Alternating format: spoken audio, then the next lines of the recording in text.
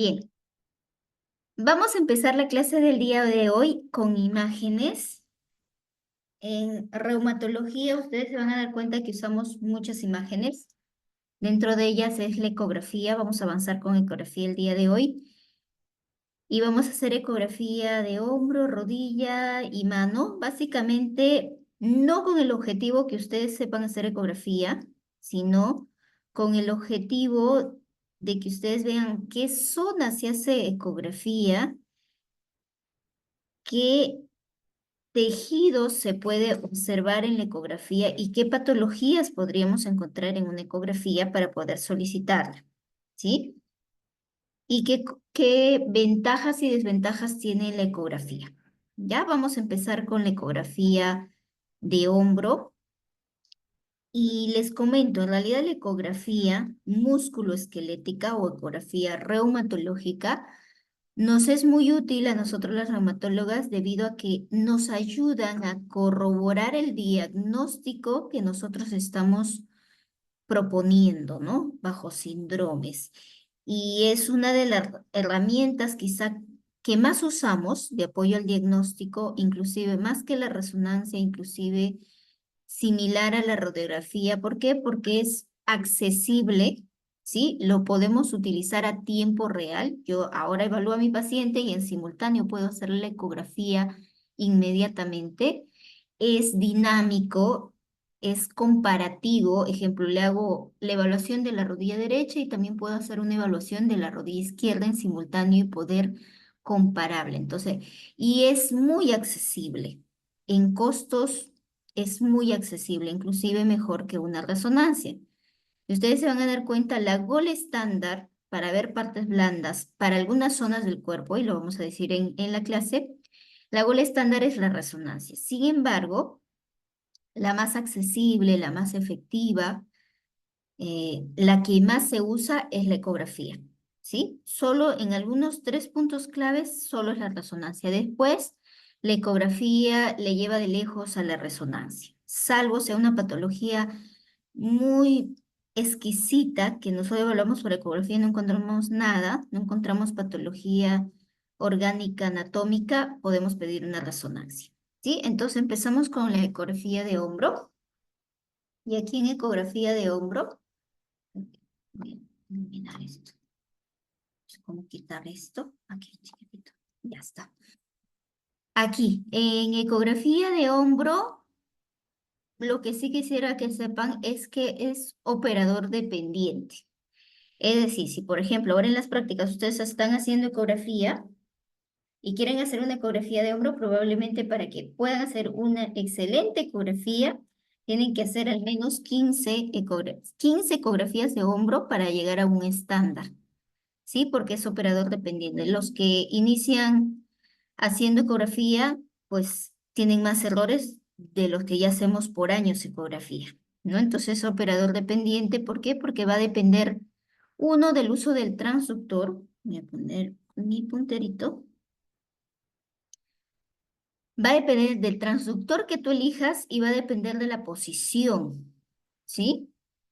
En el caso de la ecografía de hombro, nosotros hacemos una evaluación en transversal, longitudinal, anterior, posición neutra, longitudinal y transversal en rotación externa y la articulación acromioclavicular. Todo este protocolo está sistematizado y tiene un orden, porque si no nos olvidamos. Entonces, se hace de manera ordenada. Entonces, una de las primeras evaluaciones hacemos la evaluación de la porción larga del bíceps, del tendón de la porción larga del bíceps, que obviamente nace en la parte superior de la articulación glenohumeral, ¿sí? Aquí.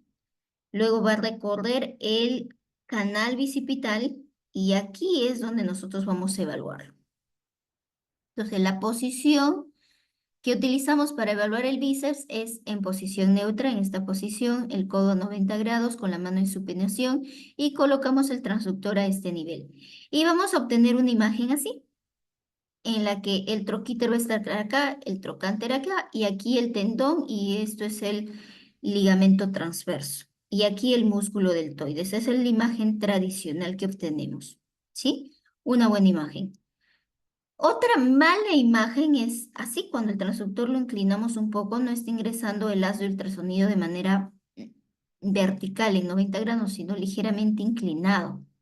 Entonces, si ustedes se dan cuenta, aquí observo el tendón, que es hiperecogénico, blanco, por así decirlo. Aquí está ausente. Y muchos podrían poner ahí, ¿no?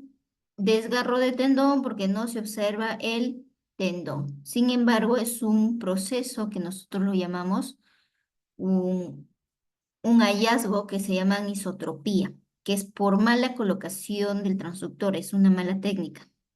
Lo mismo acá, está inclinado hacia abajo, no se ve el tendón. Y no es que tenga patología o esté ausente o esté roto, sino que, como les manifestaba, es operador dependiente. Entonces, es anisotropía. Esta propiedad que tienen los tendones de aparecer y desaparecer se llama anisotropía. Entonces, aquí sí, cuando entramos el haz de ultrasonido en 90 grados, observamos el tendón en la corredera bicipital. De manera longitudinal, en corte longitudinal, vamos a ver el tendón como si fuera unas fibras en paralelo, ¿sí?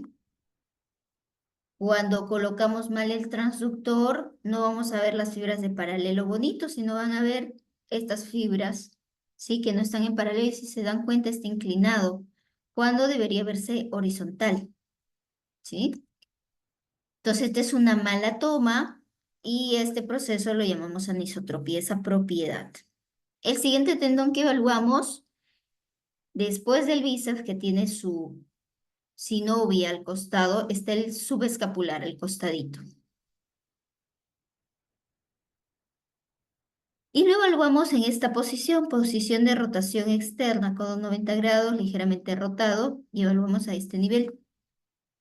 La imagen que vamos a obtener es esta. Este es el corte transversal del subescapular. Aquí está la apófisis coracoides, aquí está el ligamento coracoideo. Entonces podemos ver, si ustedes se dan cuenta, tendones, bordes óseos y también ligamentos y músculo en la ecografía. Esto es el mismo tendón, el tendón subescapular, pero el tendón subescapular en el corte longitudinal tiene fascias, ¿no? Grupos, acá hay uno, aquí hay otro y acá hay otro. Acá se ven 3 grupos, pero podrían ser inclusive 4 grupos. Y es normal. Y no es que aquí esté desgarrado, a veces no saben o recién están empezando y no saben la anatomía, porque para hacer ecografía primero se tiene que saber la anatomía. No se puede hacer ecografía si es que no se sabe la anatomía. Entonces, muchos por ahí a esta imagen dicen que es un desgarro del subescapular, pero es por estas imágenes, ¿no? Que están acá, que pareciera un desgarro o ausencia del tendón, pero esto es totalmente normal, ¿sí? Otra zona que se evalúa es la articulación acromioclavicular con su cápsula que está acá, los bordes regulares, este es el acromio, esta es la clavícula, y se ve en la parte superior más alta del hombro. Luego observamos el infraespinoso, esta es la espina de la escápula, el infraespinoso y el redondo menor que está por debajo. Entonces la posición para evaluar ello es así, es una posición compleja hacia adelante, ¿no? Pegada al cuerpo con la palma de la mano en el hombro contralateral. Y se evalúa ahí, ¿no? El infraespinoso y el redondo menor. El tendón infraespinoso nuevamente en corte transversal, el infraespinoso con sus fibras ahí en paralelo. Y el redondo menor que está más abajo. Bajamos un poquito nada más con respecto a la evaluación anterior. Esto es más superior. Luego bajamos, inclinamos un poquito y vamos a ver el redondo menor, más chiquito.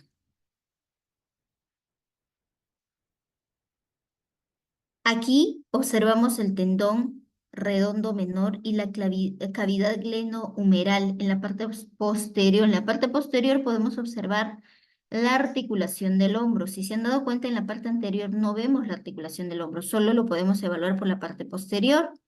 Entonces ahí vemos la cabeza del húmero, la glenoides y aquí el labrum glenoideo y aquí la articulación.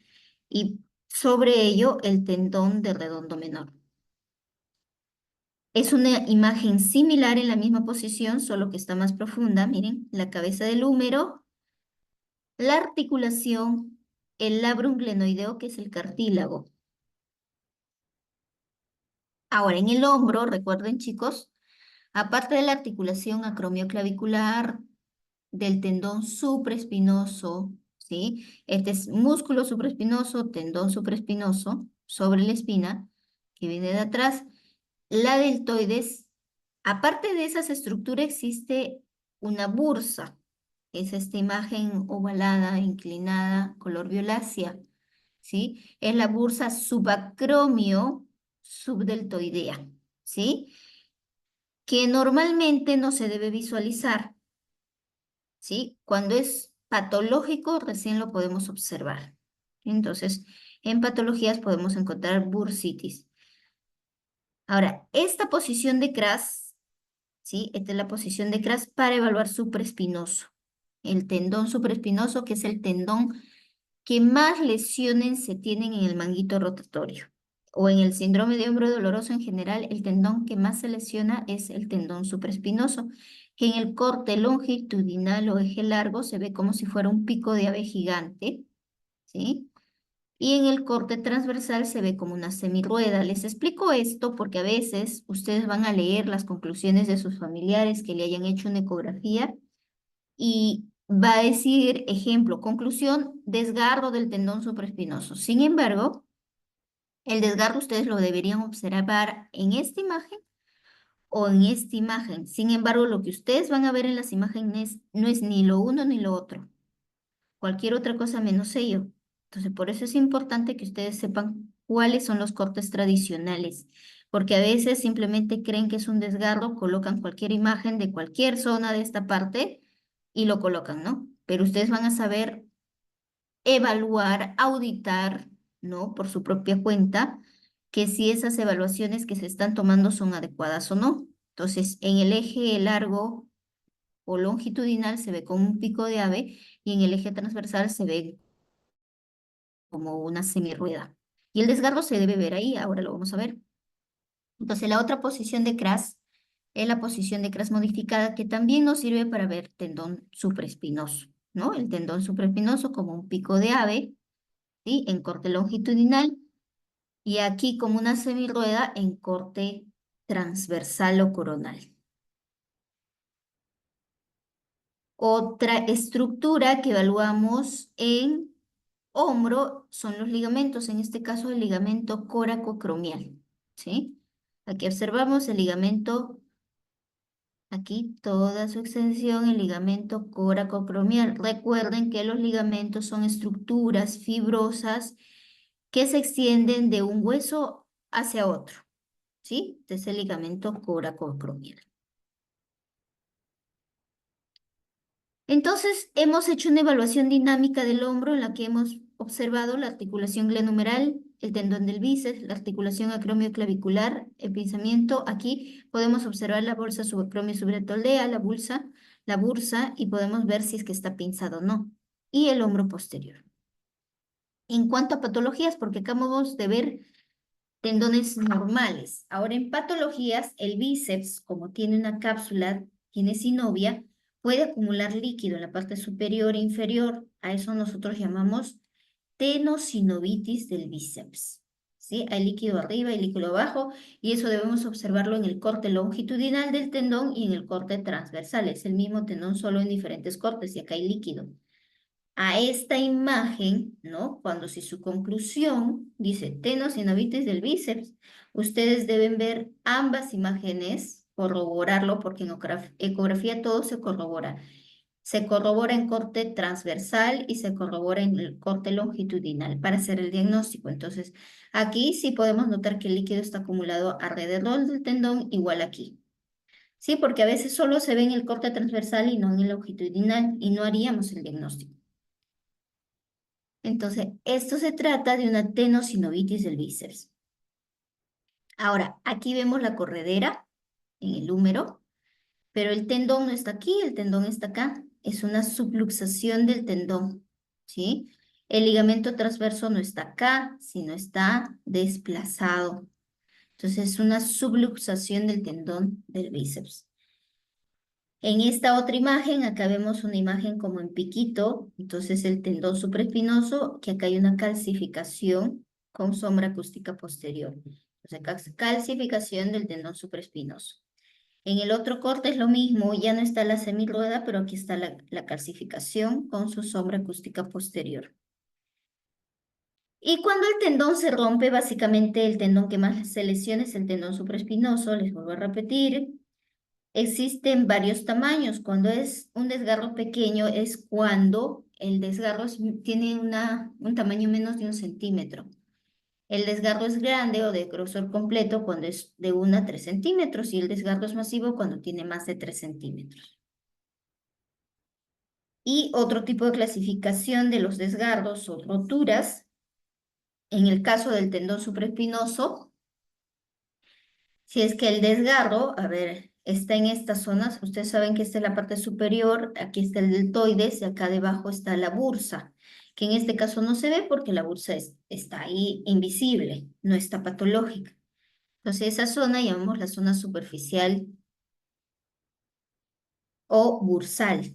Entonces si está el desgarro en esa zona, es un desgarro superficial o un desgarro bursal, ¿sí? Si está dentro del tendón, es decir, dentro de la estructura en el centro, desgarro intratendinoso o intrasustancia. Si está profundo, es decir, ya por acá, sería un desgarro profundo o articular, porque está cerca la articulación.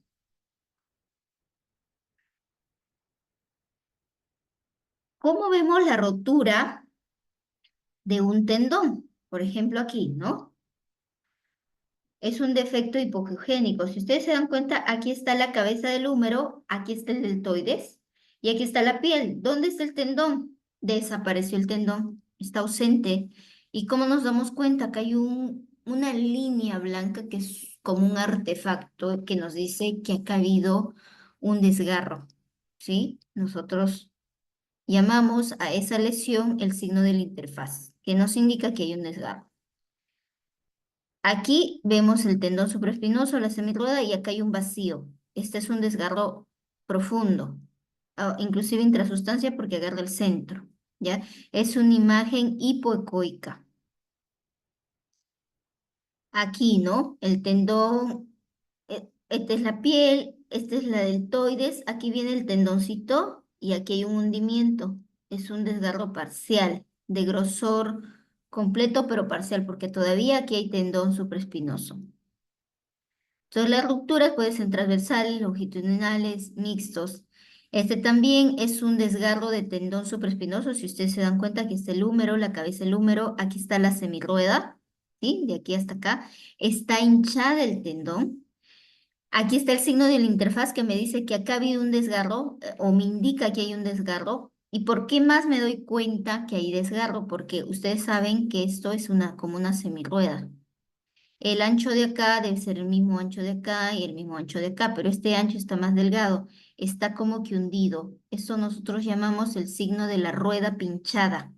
Esta ruedita está pinchada, está desinflada, probablemente, en realidad no, probablemente ha habido un desgarro y como el tejido de acá presiona, pues ya el desgarro está aplastadito, pero el ancho ha bajado, ¿sí? Y una manera de darnos cuenta es este signo que es el signo de la interfaz.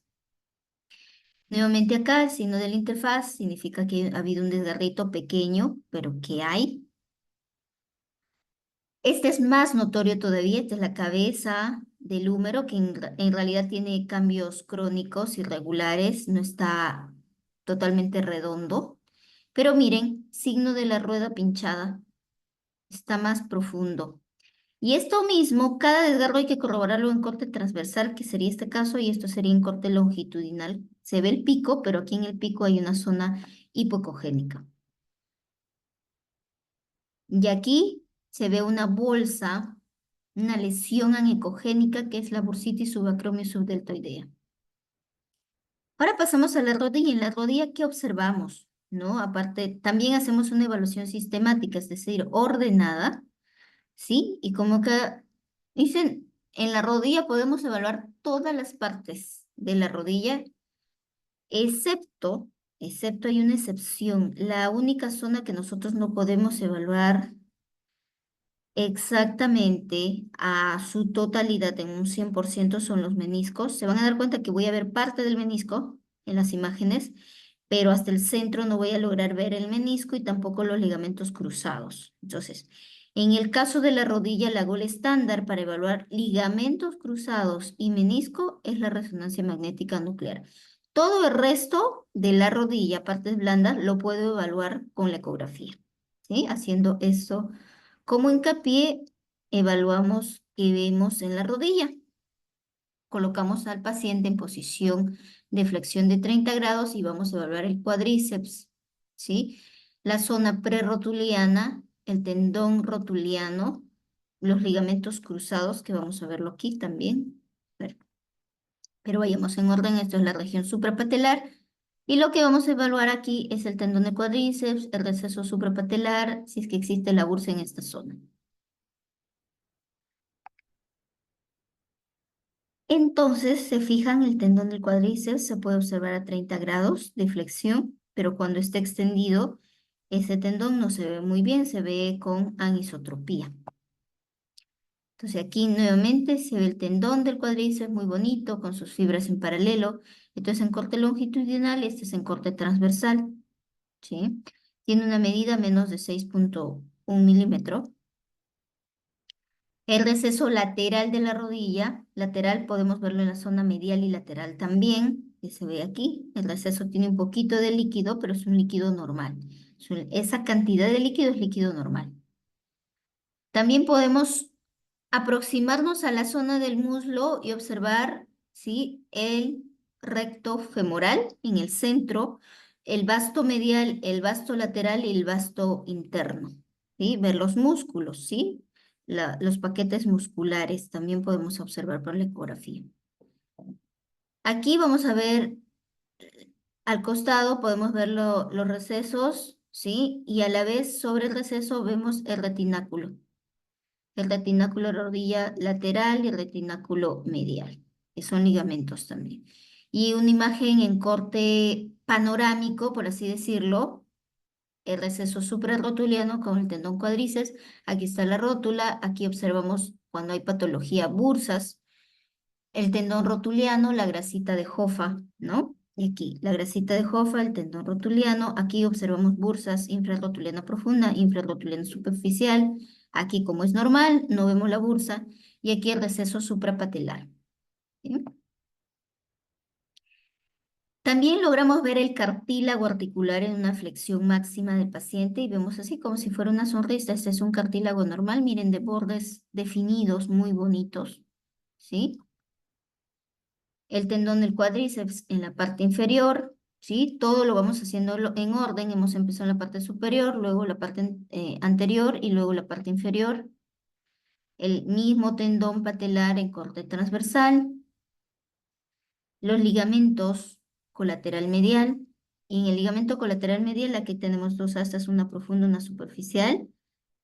Y aquí está el menisco. El menisco lo observamos solo la porción externa, ¿sí? El tercio externo. La parte del centro del menisco no logramos observar, solo observamos hasta de acá para acá, de aquí para acá. Pero podemos ver lesiones de menisco cuando es muy evidente, protrusiones meniscales, quistes meniscales, desgarros meniscales, pero de aquí para acá. Ejemplo, si ustedes ven, este es un menisco normal. Le hacen la ecografía y todo sale normal. Ecográficamente, rodilla normal. Sin embargo, ustedes no pueden concluir que el menisco no está dañado y tampoco los ligamentos cruzados, porque no lo estamos evaluando en su totalidad. Quizá de acá el tercio externo está perfecto, pero los dos tercios internos puede que haya patología. Entonces, no pueden colocar algo que no están observando. Eso sí hay que tenerlo en cuenta. El tendón de la pata de ganso, eso es importantísimo que lo sepan quienes conforman, lo evaluamos en la zona medial de la rodilla, ¿sí? Y vemos como una fibra ahí y una guía. Nosotros nos guiamos de esta arteria, que es la genicular medial inferior, para ubicar al tendón de la pata de ganso. Otro ligamento que evaluamos en la rodilla es la cintilla iliotibial, que viene desde el ilio y se inserta hasta la tibia, que es este ligamento. Lo logramos ver.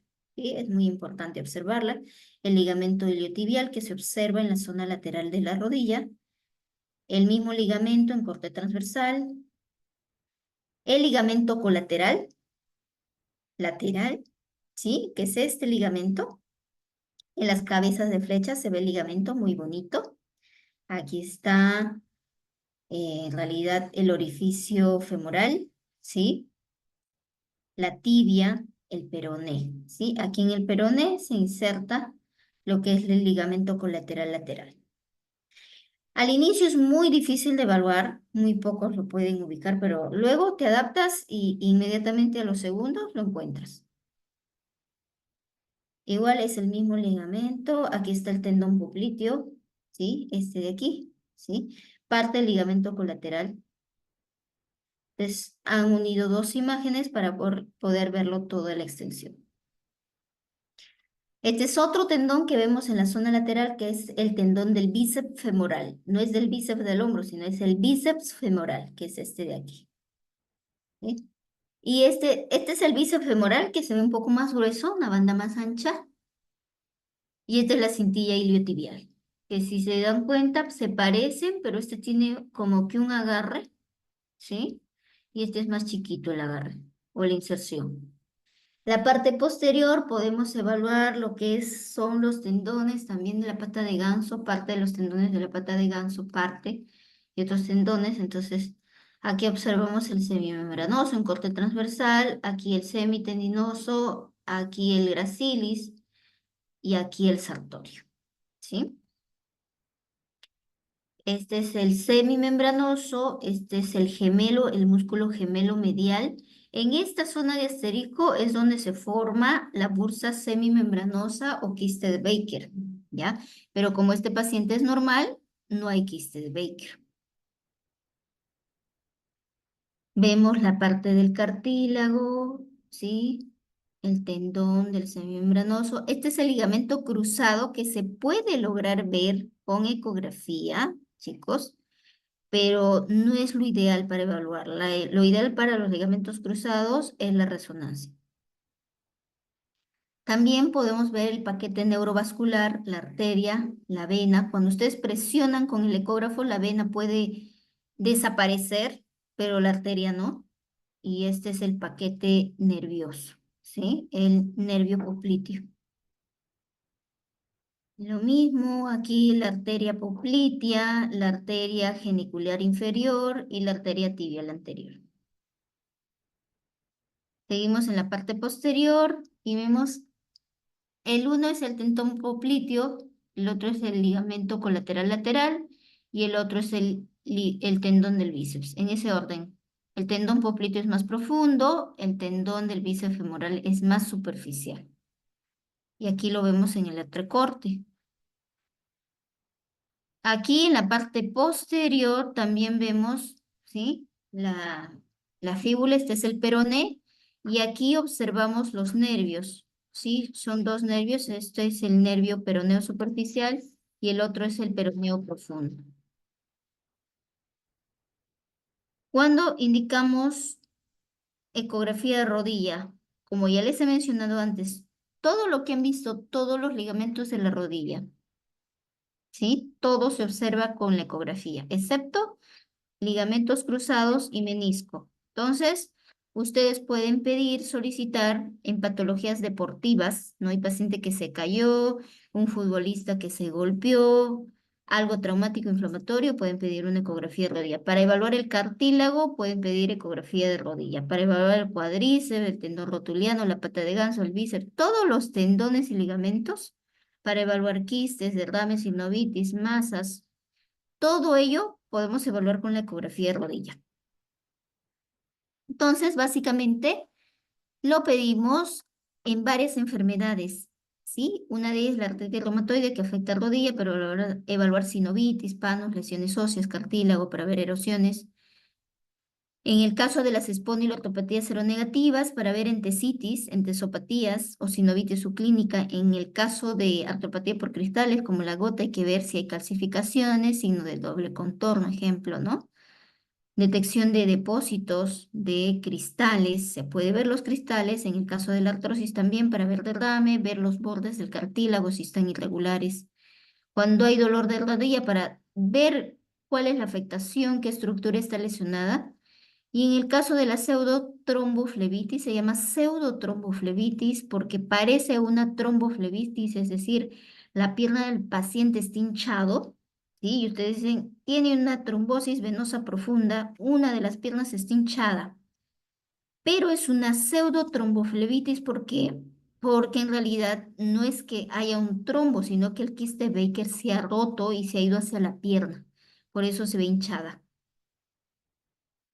Patologías de la rodilla, acá vemos derrame, gran amplitud de derrame suprarrotuliano, bursitis prerrotuliana, líquido, esta es una bursitis con sinovitis además.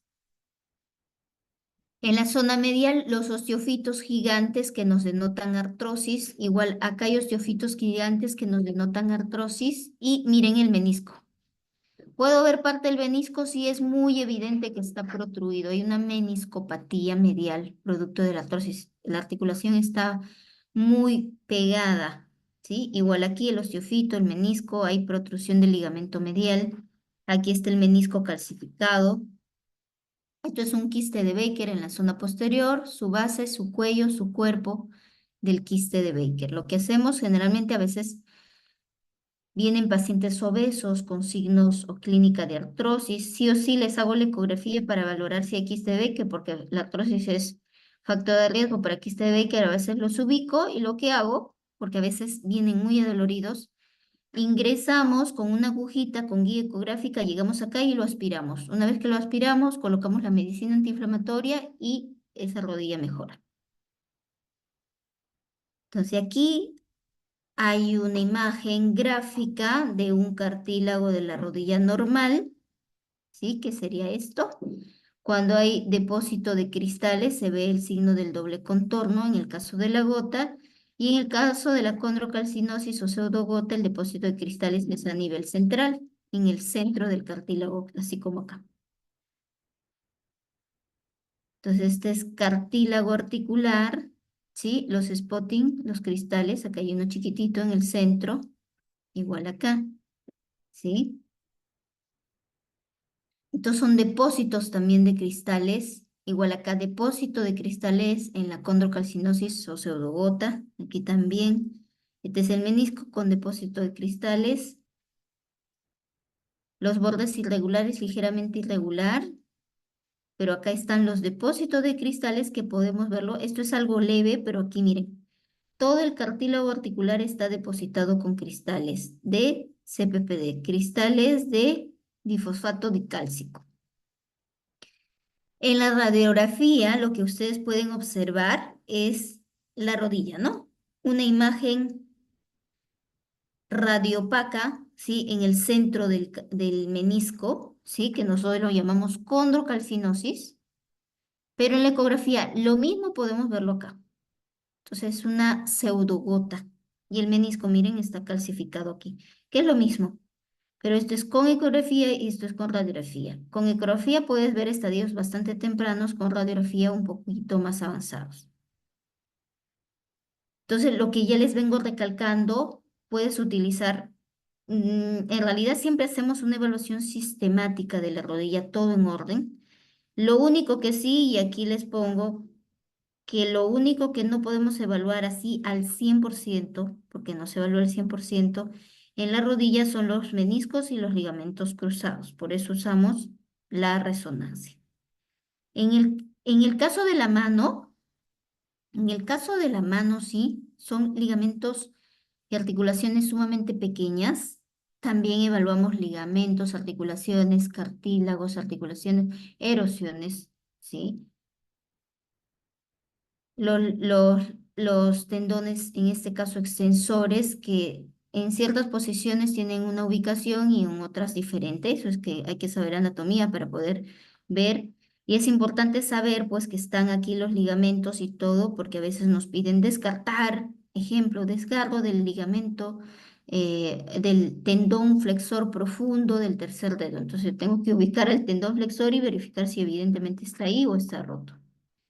Como son ligamentos tan pequeños, hay que saber anatomía, su inserción distal y toda la ubicación. Entonces, en mano también podemos evaluar todos los ligamentos, inclusive las más pequeñitas, como estas, miren. Son pequeñísimas, pero sí se logran ver. Los ligamentos, perdón, los tendones extensores. Inclusive en la mano podríamos ver esta es la articulación, la falange media y la falange distal. Y aquí, ¿qué cosa estamos observando? La uña. Y es importante evaluar la uña en algunas patologías como la psoriasis, porque afecta a uña. Y el cartílago también lo podemos observar, miren bien bonito. Esto es obviamente un cartílago normal.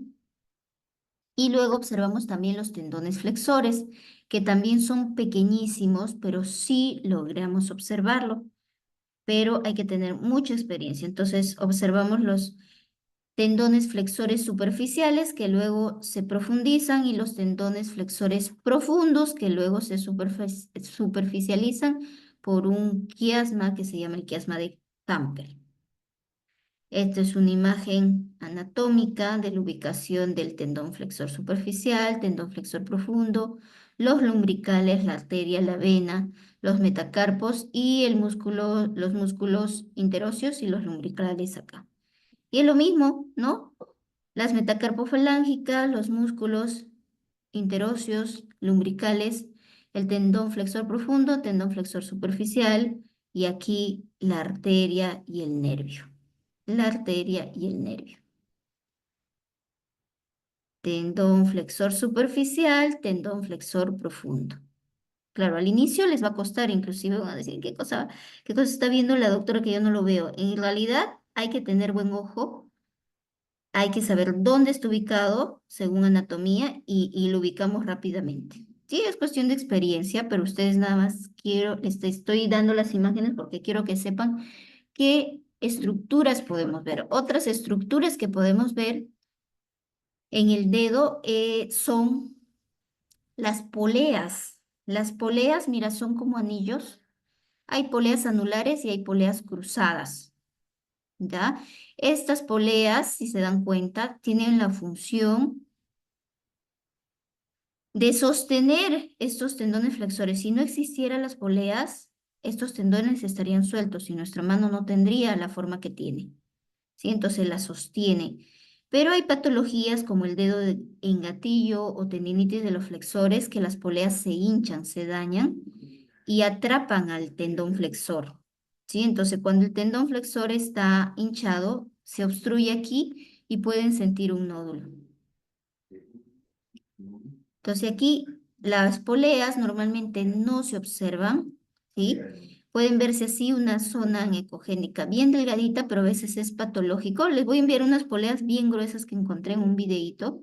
A su delegado les envío una imagen que se ven gruesitas, así gruesitas, bien gruesas, pero ese es totalmente patológico. El paciente era un paciente de 16 años que estaba las manos hinchadas y no lograba hacer puño. Lo van a ver en el video. No logra hacer puño, pero le hago la ecografía y tiene las poleas. ¿Sí? Entonces, las poleas están totalmente hinchadas y era un varoncito joven, menos de 20 años, si no más recuerdo. Ahí creo que lo he colocado cuántos años tiene.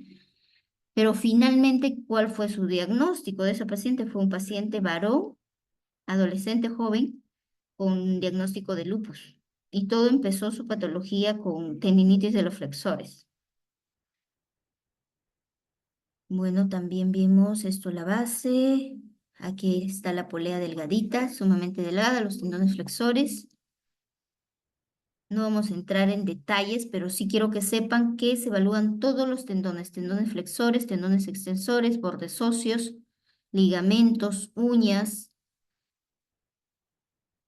Podemos evaluar las zonas distales, las zonas proximales. Esta es una uña en la cual tiene una lesión, hay inflamación en el lecho unguial, la base en la raíz, ¿sí? Y esto es de un paciente con psoriasis.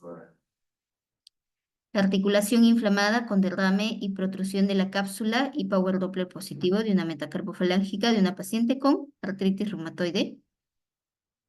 Y ecográficamente se pueden diferenciar las artritis reumatoide de las artropatías psoriásicas. Por ejemplo, en la artritis reumatoide líquido hay derrame, hay sinovitis, hay extensión o distensión de la cápsula, ¿sí? Con Power Doppler aquí a nivel central, pero en la artropatía por psoriasis, que es una enfermedad inflamatoria también, pero pertenece a las espondiloartropatías seronegativas, el Power Doppler está en el centro y a la vez peritendinoso en los tendones extensores.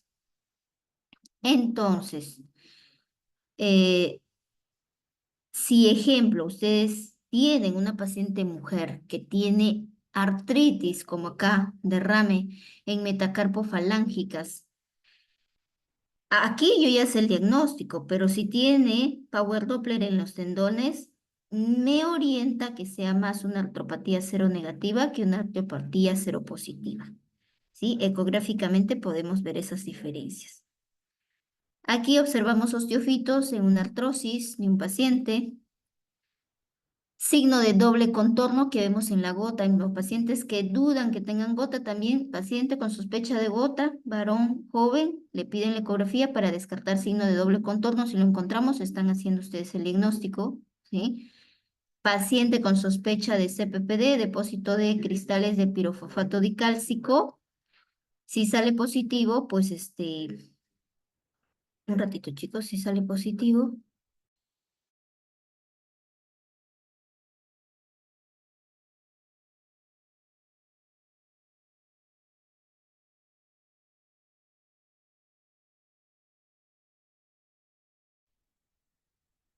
Chicos, disculpen. Listo, empezamos de nuevo. Aquí se ven unas lesiones hiperecogénicas en el cartílago, que es depósito de CPPD, y como les había dicho anteriormente, en las imágenes anteriores en la rodilla, esto es la mano.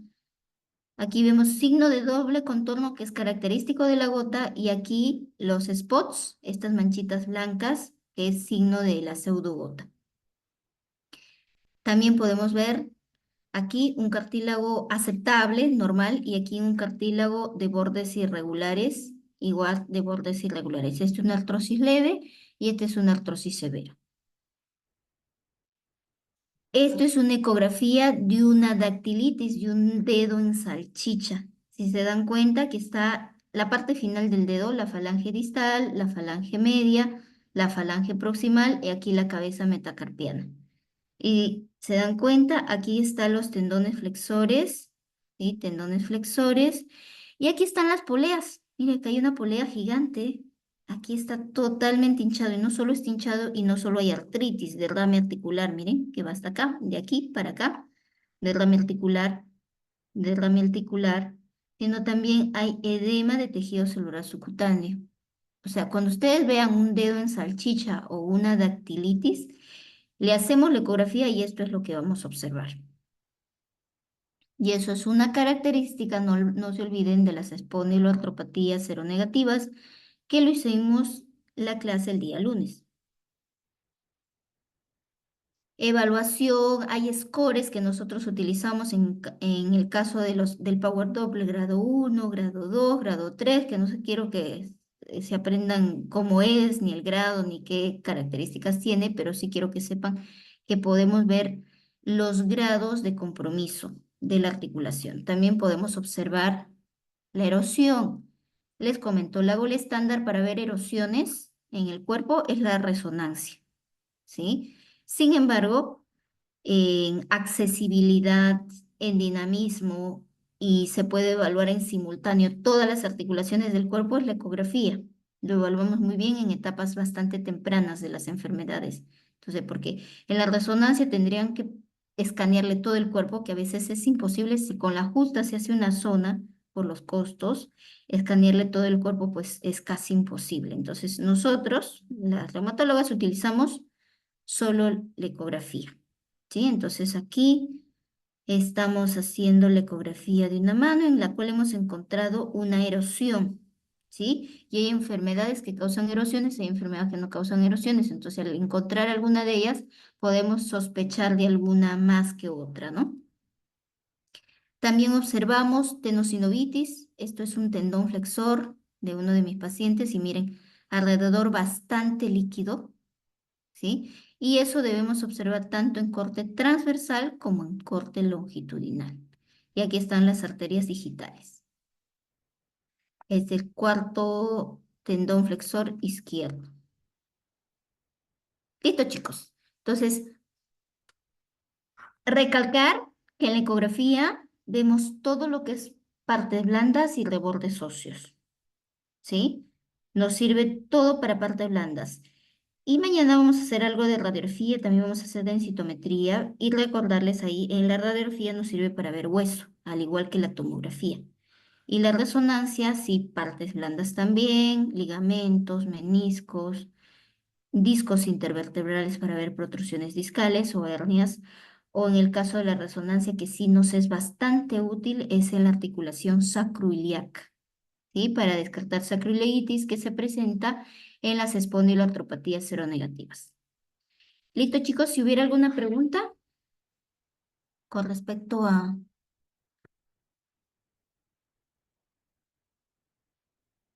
imágenes, a lo que hemos podido avanzar. Listo, chicos. Al no haber preguntas, igual tienen mi número para que puedan comunicarse conmigo si tuviesen alguna duda. Y nos estamos viendo nuevamente el día de mañana. ¿Sí? Listo, chicos. Sigan avanzando sus actividades.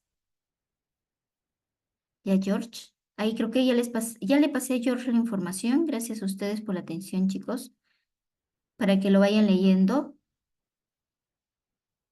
Principalmente quiero que lean la clase del día lunes. Se lo tienen que aprender al revés y al derecho porque eso es la base. La clase del día de hoy es complemento, sí es importante también, pero considero que la base es la del lunes. Eso se lo tienen que saber para que conforme vayan avanzando las teorías puedan entender un poco, completamente, mejor dicho, reumatología. Listo, chicos, que les vaya bien. Los dejo, cuídense. Mañana nos estamos viendo nuevamente en la clase a las 11:30, 11:45 me pidió el doctor, pero ustedes tienen que estar conectados desde temprano, por favor. Listo, cuídense, un abrazo.